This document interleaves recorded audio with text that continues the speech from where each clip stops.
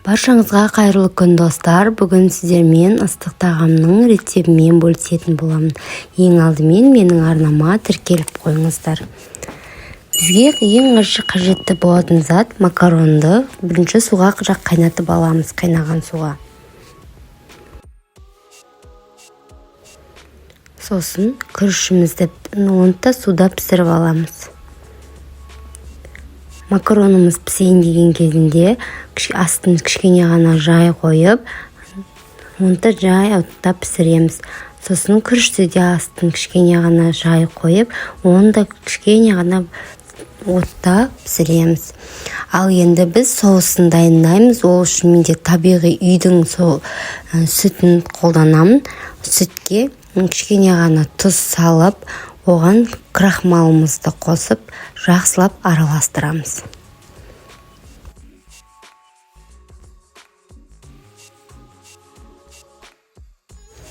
Сосын соусымызды алып, кішкене отта, жай ғана отта қозғап тұрамыз. Пісіріп аламыз. Міндетті түрде астын қозғап тұру қажет, жабысып қалады әйтпесе. Ал енді біз ішіне салатын салмасын дайындаймыз. Ол үшін тауықтың етін майдалап турап аламыз.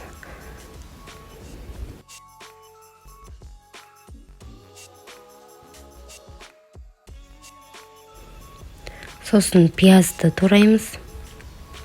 Оны да өте жіңішке етіп тураймыз. Мен сәбізді алдын ала турап алдым. Пловқа турайтындай етіп, кішкене ғана майдалап турап аламыз.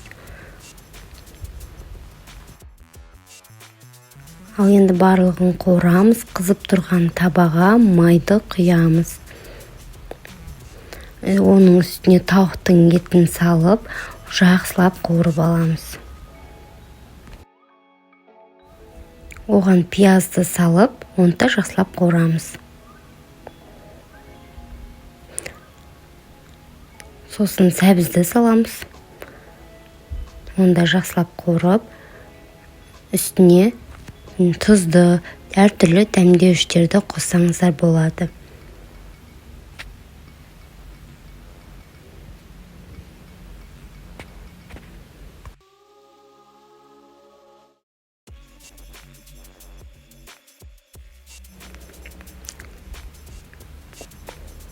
Сосын мен үстіне кішкене сарымсақты турап салдым.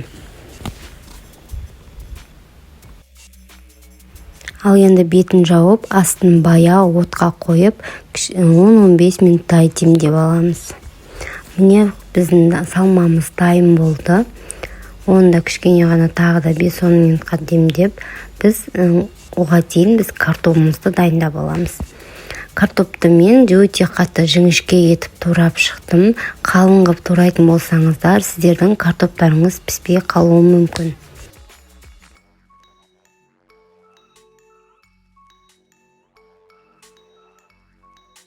Ал енді біз пешімізге салатын табамызды алып, оның астына майды құйып, жақсылап астын жабыспайтындай етіп майлап аламыз.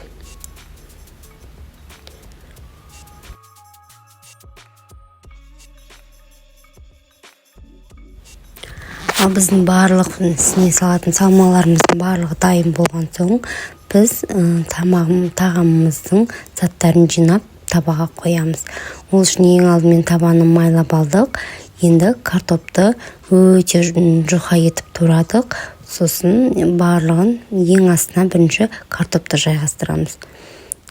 Ашық шетін қалдырмай, толығымен барлық жерін жауып, картопты қойып шығамыз.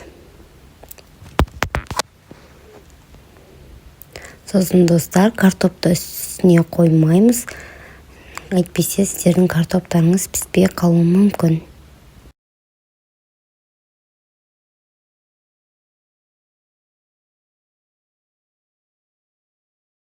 Ал енді картоптың үстіне біз соусымызды құйдық.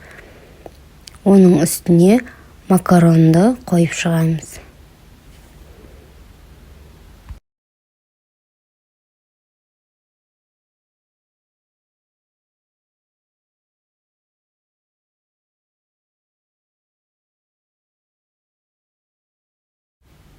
Міне біз барлығын қойып шықтық.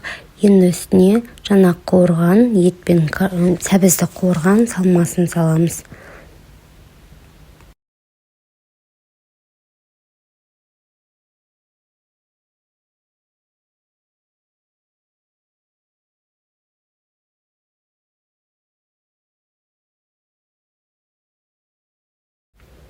Одан кейін біз жаңа пісірген күрішті қосамыз.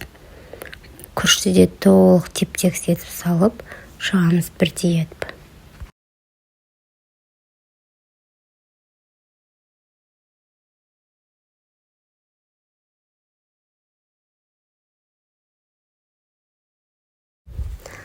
Енді күріштен соң біз жұмыртқаны жарып саламыз.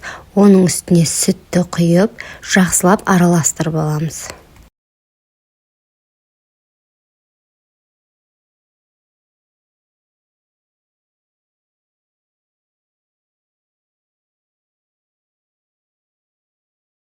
Ал енді сүт пен жұмыртқамызды үстіне толықтай етіп құйып шығамыз. Бірдей етіп. Енді үстіне картопты үкіштен өткізіп, бетіне сүйіп шығамыз. Егерде сіздерде сыр болса, сыр сепсеңіздер, мүмкіндігінде өте дәмді болып шығады. Менде сыр болмағандықтан мен картопты үкіштен өткізіп қостым. Ол да өте дәмді болып шығады.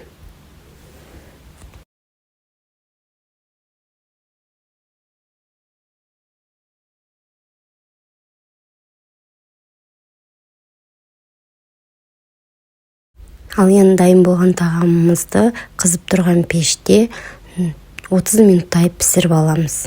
Міне біздің тағамымыз дайын болды. Астарыңыз өте дәмді болсын. Міндетті түрде жасап көріңіздер, достар. Өте дәмді болып шығуына 100% кепілдік беремін. Келесі видеода кездескенше қош сау болыңыздар.